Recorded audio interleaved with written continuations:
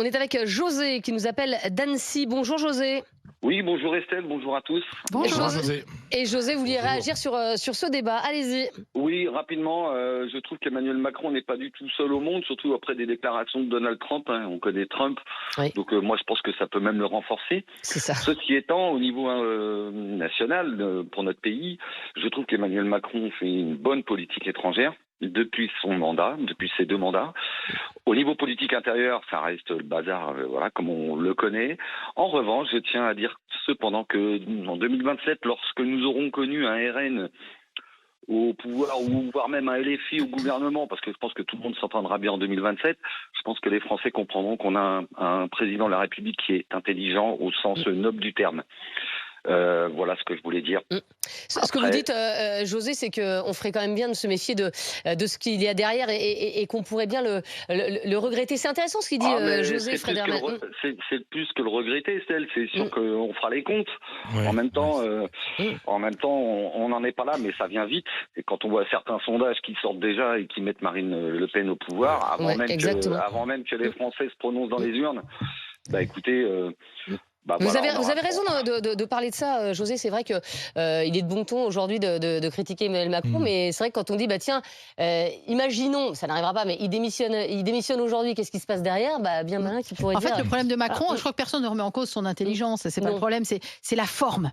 C'est la forme. Il y a un manque de savoir-faire politique, il y a un manque de stratégie, il y a un manque de recul. Alors, un manque d'empathie, je crois qu'on est tous d'accord.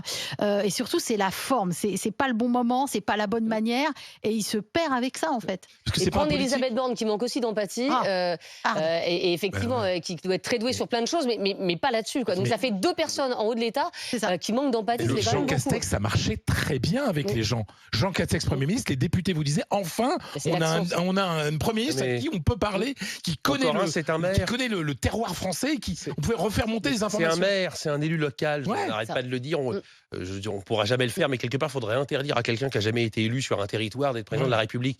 Au sens où... Puis déjà, il aurait fallu éviter cette connerie du non-cumul des mandats qui a déconnecté plein de gens. Il n'a pas cette connaissance du terrain, il n'a pas cette habitude de serrer les mains sur des marchés, de s'en prendre aussi un peu dans la gueule, parce que serrer les mains sur les marchés, c'est pas que la fête, mais au moins d'être confronté à ça. Parce que être en désaccord sur le fond, c'est pas grave, ça s'appelle l'opposition. Ça, c'est pas gênant.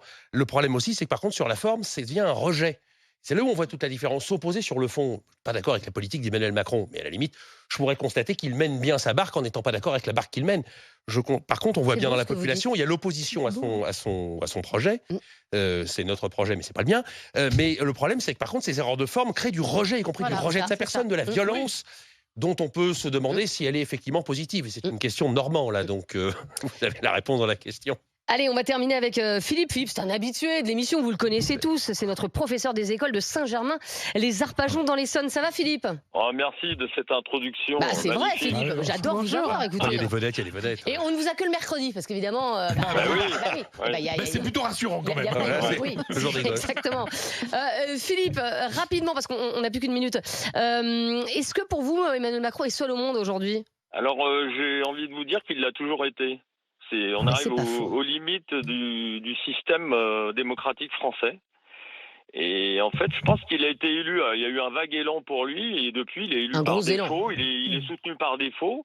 Moi, si vous voulez, j'étais pas enthousiasmé par lui-même, mais je croyais en lui au niveau économique. Et quand je vois dans quel état est le pays et sont les services publics, avec cette dette phénoménale, je comprends même que les gens qui ont voté pour lui est-ce que d'autres auraient fait mieux ? Ils ne le soutiennent plus. Est-ce que d'autres auraient fait mieux, Philippe ? C'est ça l'histoire. Est-ce que d'autres auraient fait mieux ? Est-ce que vous pensez que quelqu'un d'autre à sa place aurait fait mieux ? Les limites, c'est l'épouvantail. C'est-à-dire qu'en face, il y a quelqu'un qui fera que vous mettez n'importe qui, il sera élu en face de Marine Le Pen. C'est ça le problème.